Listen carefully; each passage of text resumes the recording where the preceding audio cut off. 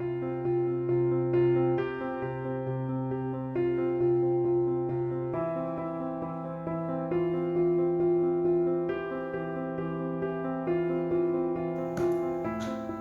noite, meus irmãos. Hoje vamos dar início a mais um estudo da doutrina espírita. Hoje vamos ter um tema livre. Vamos rogar a Deus Pai Todo-Poderoso, a Jesus Mestre Amigo, aos amigos espirituais que nos ilumine para tornar esse assunto compreensível a todos os irmãos encarnados e desencarnados. Que assim seja. Bom, então hoje nós vamos falar sobre uma das leis morais, né, do livro dos Espíritos, no livro terceiro, que é a lei de destruição.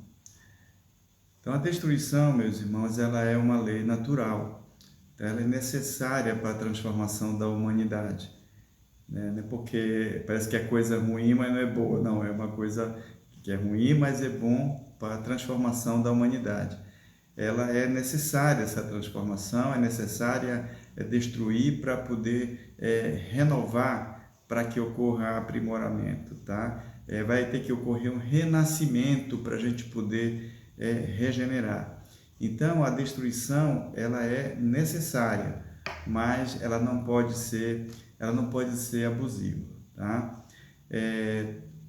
O instinto de destruição, ele é inerente ao ser humano, tá? E Deus utiliza isso como instrumento para atingir os seus objetivos dentro das suas providências, né? Então Deus utiliza esse instinto que é próprio do ser humano, instinto de destruição. Um exemplo é com relação à própria alimentação do ser humano, né?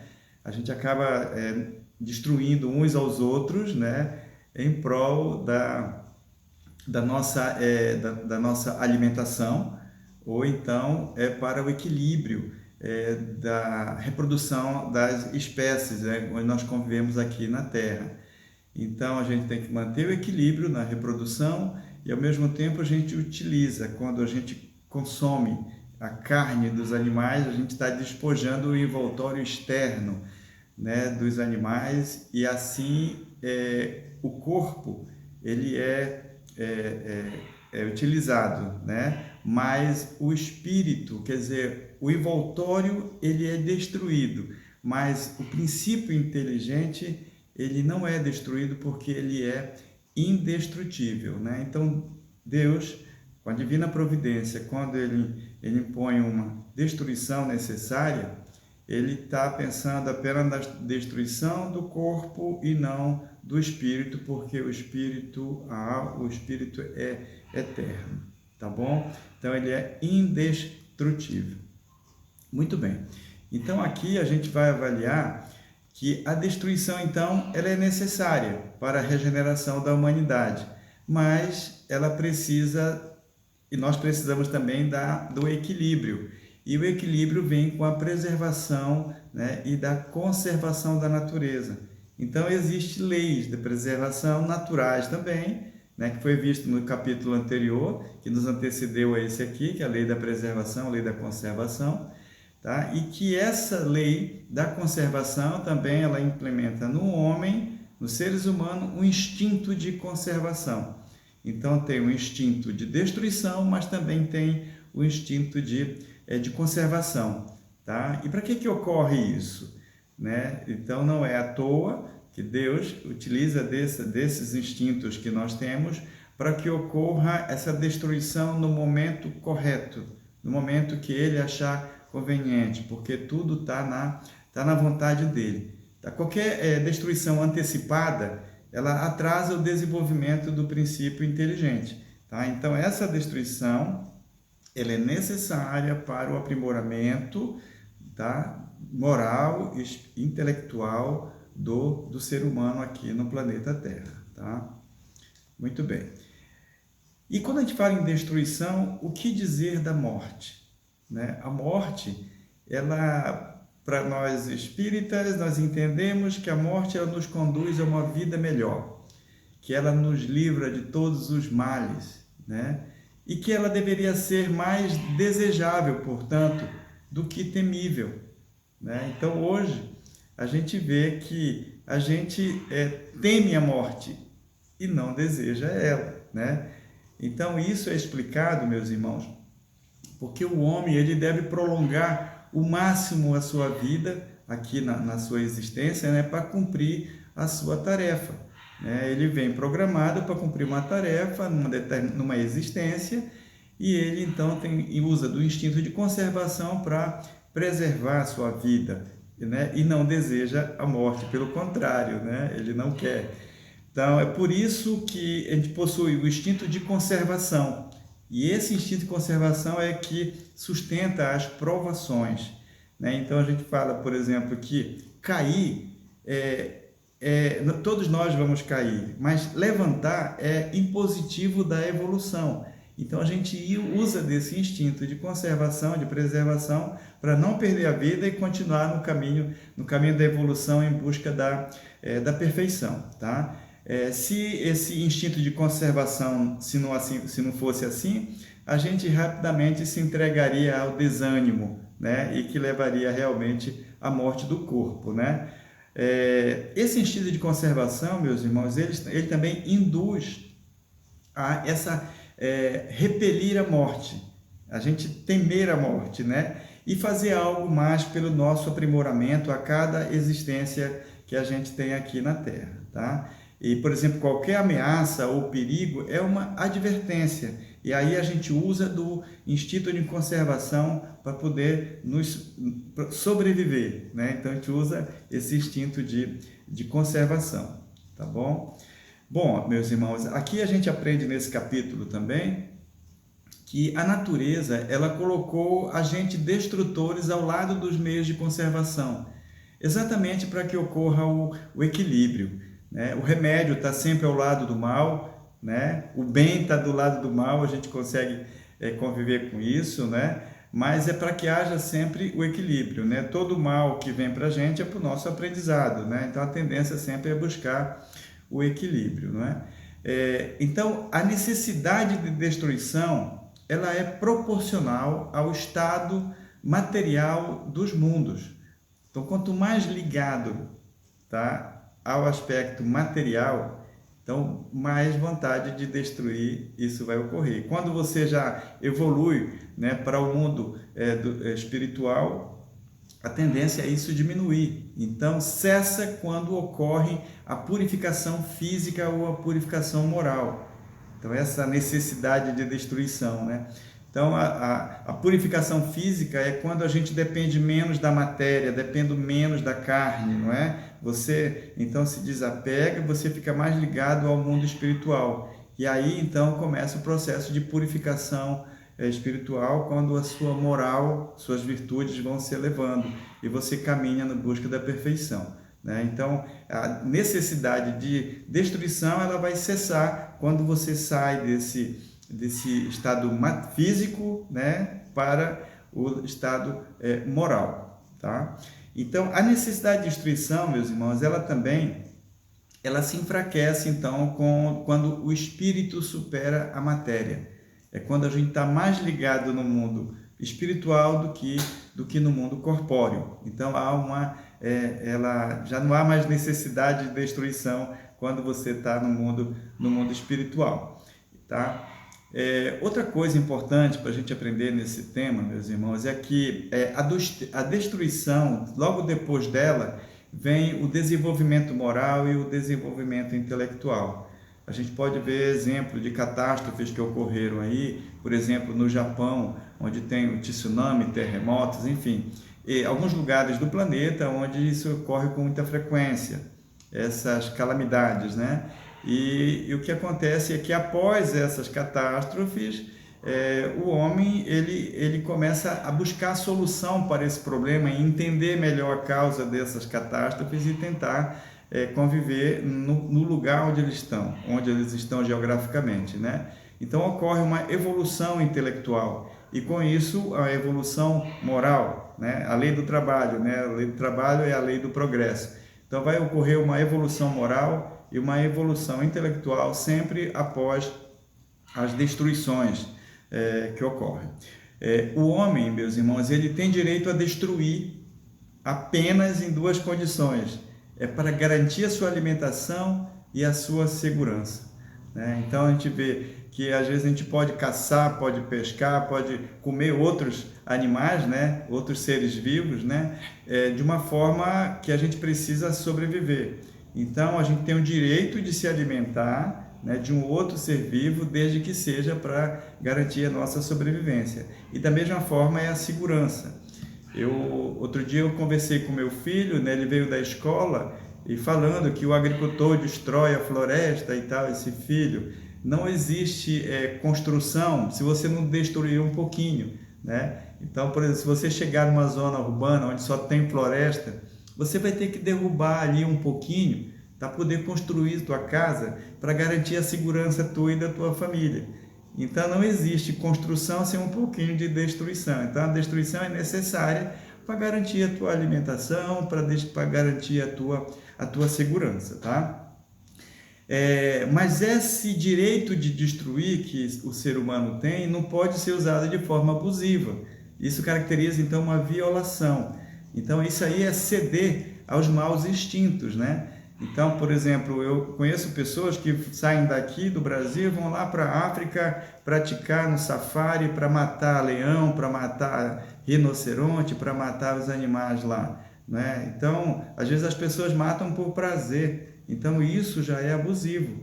Esse tipo de destruição Deus não suporta, não aceita esse tipo de destruição. Então, você está fazendo uma violação às leis de Deus. Ok, meus irmãos? Bom, nesse capítulo a gente aborda um pouco mais em profundidade sobre os flagelos destruidores. Esses flagelos, nada mais, nada menos, são do que as calamidades, ou então, como a gente viu na literatura, castigos, né? Castigo de Deus, né? Que ocorrem como uma forma de induzir a aceleração do progresso da humanidade. Dentre esses flagelos que ocorrem, que são providências divinas, existem pestes, fomes, inundações, intempéries, tá? Esses flagelos, ele ocorre na vontade de Deus, senão não ocorreria. E tem um objetivo, quer dizer, tem um propósito para que isso ocorra, tá? Então, o objetivo principal é acelerar o progresso da humanidade. A destruição, então, ela é necessária para a regeneração moral dos espíritos, no rumo da perfeição. Os flagelos, então, meus irmãos, são assim chamados porque eles causam prejuízos, e esses prejuízos são muito grandes, né? Uma calamidade que a gente vê, como eu falei ainda há pouco do Japão, com terremotos, tsunami, enfim. Então, ocorrem perdas irreparáveis, às vezes, que são perdas econômicas, perdas materiais, mais importante, perdas de vidas em grandes quantidades. E aí, numa calamidade, vai as pessoas boas e as pessoas perversas vão tudo junto, né? Se era para atingir o bom, atinge o mal. Para atingir o mal, atinge o bem também. Então, vai tudo junto, não é? Então, isso é que causa uma indignação. Nós que vivemos aqui entendemos que muitas pessoas boas elas vão desencarnam, né, nesses momentos, nessas calamidades, quando não deveria na nossa concepção, né? Mas Deus utiliza disso para aprimoramento da humanidade, né? É aquele que a gente sempre fala que é o mal que vem para bem. E esse bem, às vezes, a gente não vai ver de imediato, é lá na frente, porque para Deus, um segundo para a gente aqui, tá? São 100 anos na eternidade, né? Então, 100 anos aqui é um segundo na eternidade. Quer dizer, Deus tem propósitos bem maiores, né? Bem maiores para a gente, tá?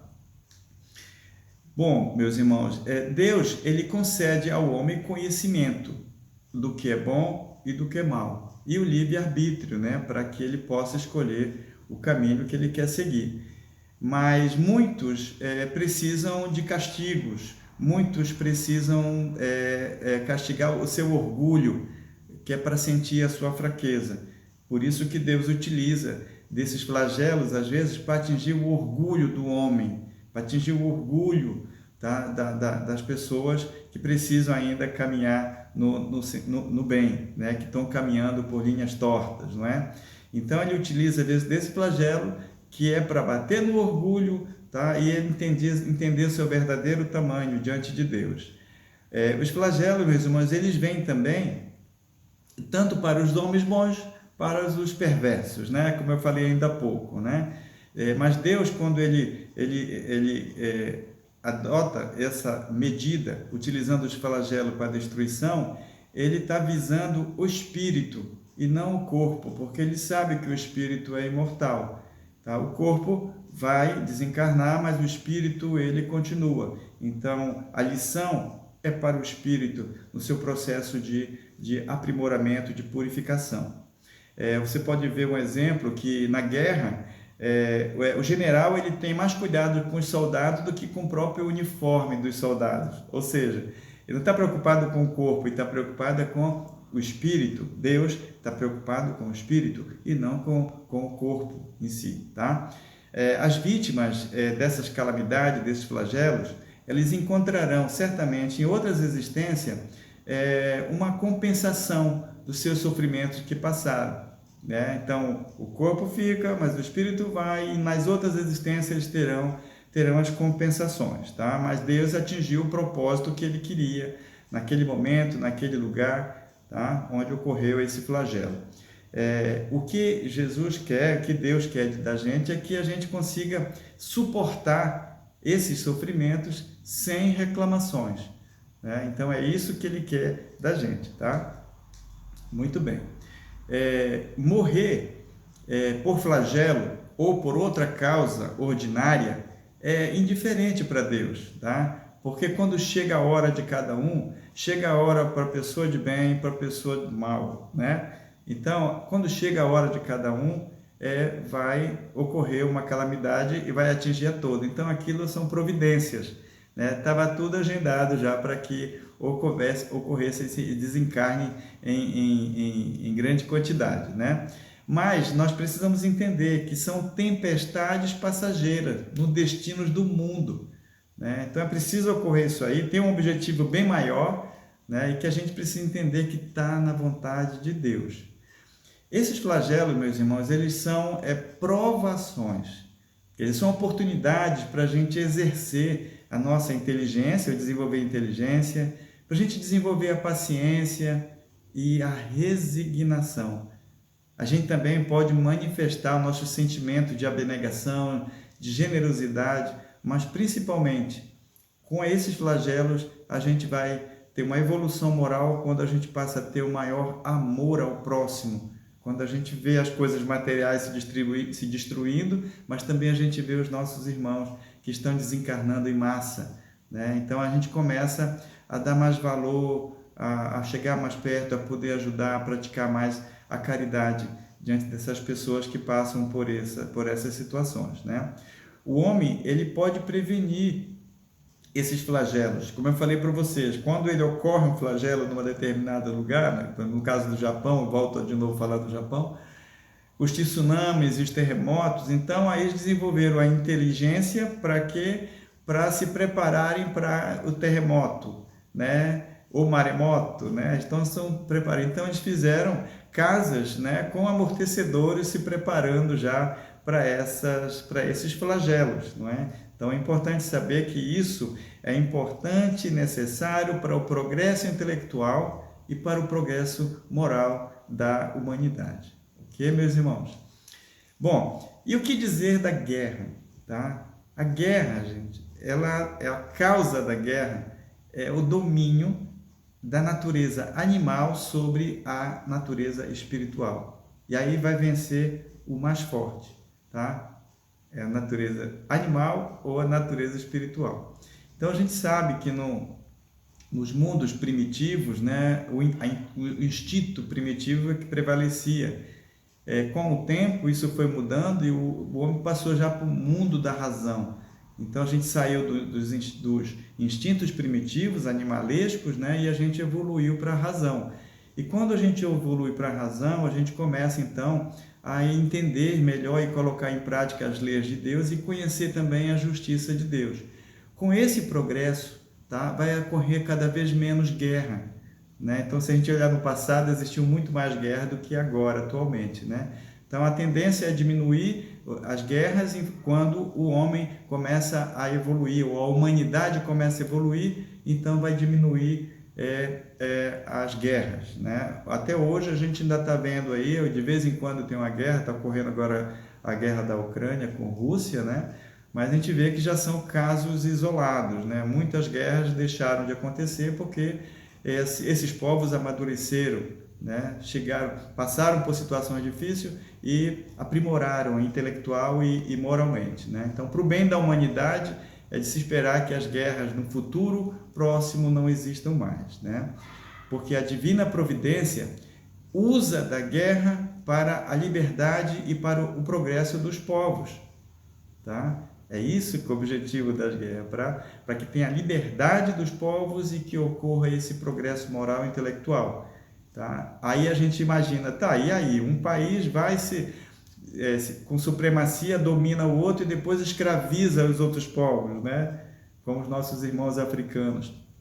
Escraviza, e aí? Essa escravidão, como é que Deus vê essa escravidão, né? Se ele está lutando, se a guerra vem para a liberdade, né? Na verdade, meus irmãos, essa escravidão ela é momentânea, tá? E ela tem um objetivo próprio, seria juntar os povos e para que eles se juntem, interajam, para que ocorra também uma evolução mais rápida entre aqueles espíritos imperfeitos com aqueles mais evoluídos, os menos evoluídos com os mais evoluídos. Essa convivência é para o bem do progresso da humanidade, tá?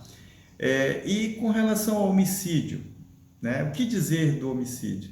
O homicídio, gente, aos olhos de Deus, é um crime muito grave, tá? É um crime muito grave, é praticado por espíritos maus, né? Por espíritos maus.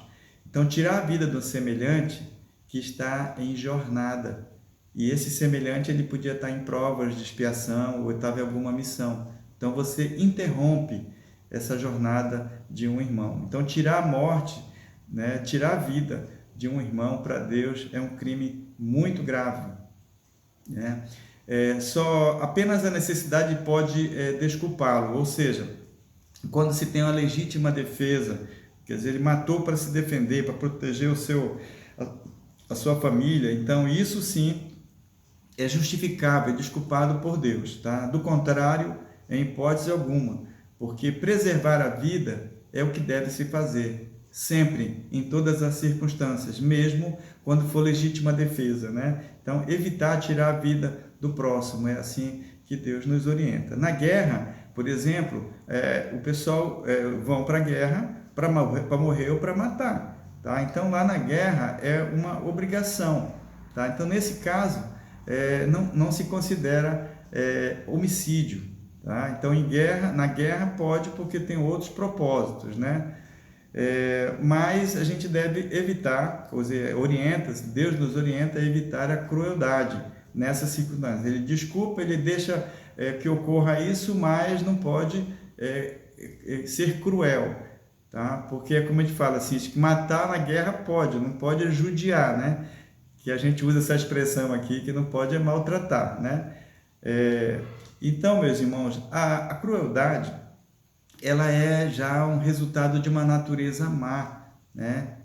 Natureza má. É o que há de pior no instinto de destruição. Quer dizer, todos nós temos um instinto de destruição, mas a crueldade é o que há de pior nesse instinto de destruição, tá? Então, por exemplo, nos povos primitivos, predomina aquele instinto animal, mas esse instinto animal nos povos primitivos, que vivem às vezes na floresta, é mais um instinto de sobrevivência, e aí ele usa o instinto de conservação, não é nem de destruição, é de conservação, é para sobreviver, tá? Então aí os povos primitivos já utilizam desse instinto de conservação para sua sobrevivência.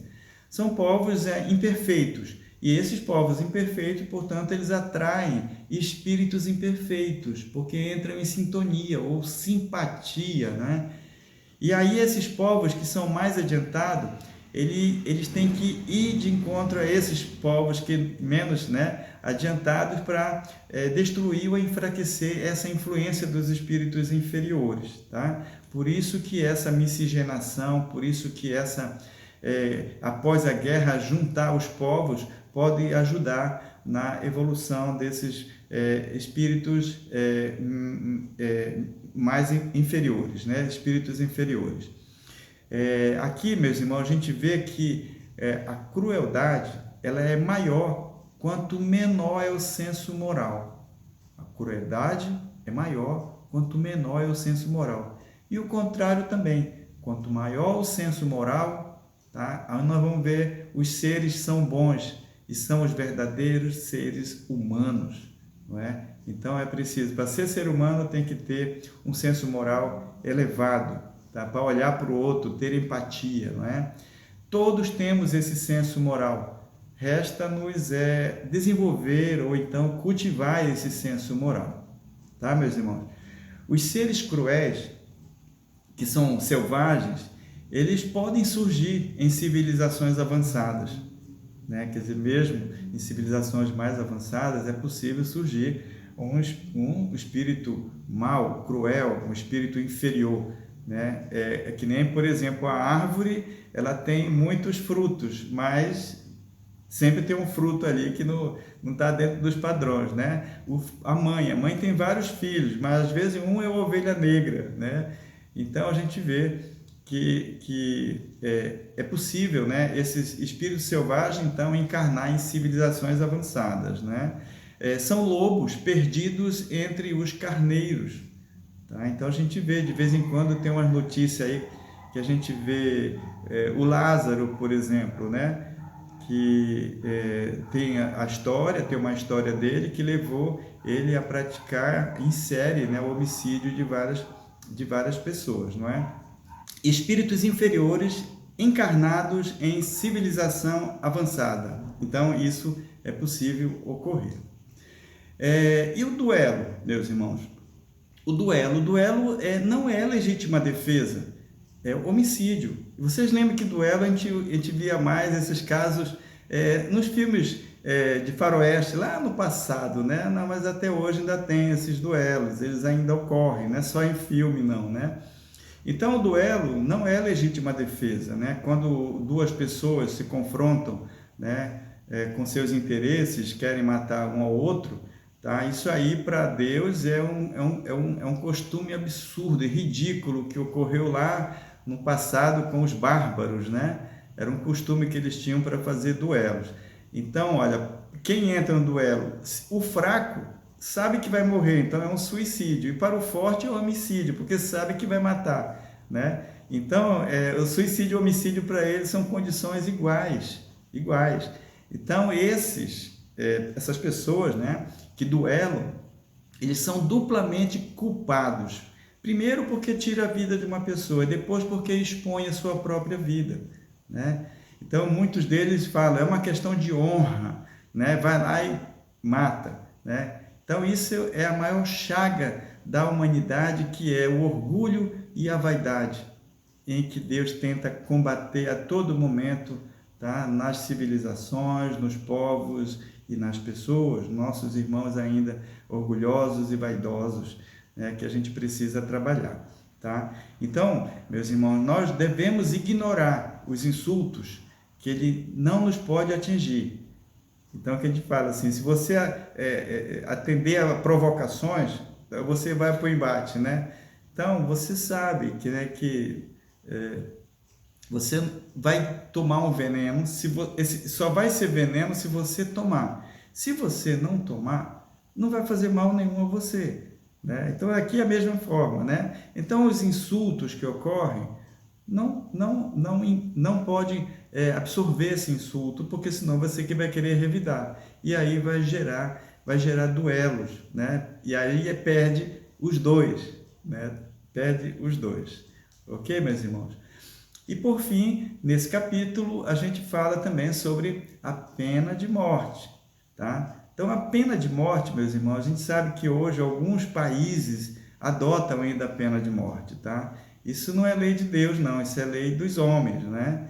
Então, mas essa pena de morte, ela tende a desaparecer com o progresso da humanidade. Os povos mais adiantados já não adotam essa medida como forma de punição, né? Os homens, eles não serão mais julgados pelos homens, né? Quando a humanidade progredir, tá? No futuro próximo. Em povos mais adiantados, por exemplo, há restrições com relação à pena de morte. E isso já é um progresso, né? O progresso mesmo é não ter a pena de morte, né? Mas aonde já há restrições, já é um avanço, né? Já é um avanço. A justiça, a gente sabe que ela se esforça para proteger o acusado. E a humanidade é para culpá-lo, né? Então, existem as leis dos homens e aqueles que não atenderem são regressores, né? Então são culpados. Então a justiça tenta proteger esses acusados, mas a humanidade culpa, né? Mas no entanto, meus irmãos, a lei de conservação, tá? Ela dá ao homem o direito de preservar a sua própria vida, mas ele não precisa matar para se proteger do perigo, né? Ele não precisa matar. Nós devemos sempre abrir mão e não fechar a porta do arrependimento. Então é como você vê um irmão que você, um desafeto seu, ele está caindo no abismo, aí você tem que escolher, ou você empurra ou você tira ele do abismo, não é? Então, para Deus, o correto, tira ele, deixa ele se arrepender, né, para que ele continue na sua jornada, mas não tirar a vida de um desafeto seu. Muitas vezes, nós usamos a pena de morte em nome da justiça ou em nome de Deus, né? E aí praticam torturas, carnificinas, não é? E utilizam o nome de Deus para fazer a pena de morte, tá? E existem alguns países que fazem isso. Porém, meus irmãos, nós precisamos entender que as leis divinas são eternas, mas as dos homens não são. Tá? Então, as leis dos homens, elas tendem a evoluir com o progresso da humanidade, tá? Até que ela se torne igual à lei divina. Então, essa é a grande tendência, que as leis dos homens se tornem leis divinas. E Jesus já nos ensinou: quem mata pela espada, morrerá pela espada.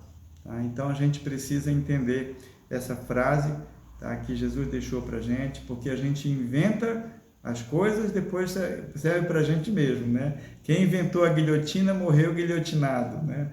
Então, para a gente realmente começar a evoluir, para começar a trabalhar não no mundo corpóreo, mundo terreno, mas no mundo espiritual, onde a moral é muito mais elevada, né? Então, nós estamos nesse processo, tá? E assim eu encerro agora essa apresentação, desejando muita paz a todos. Que assim seja.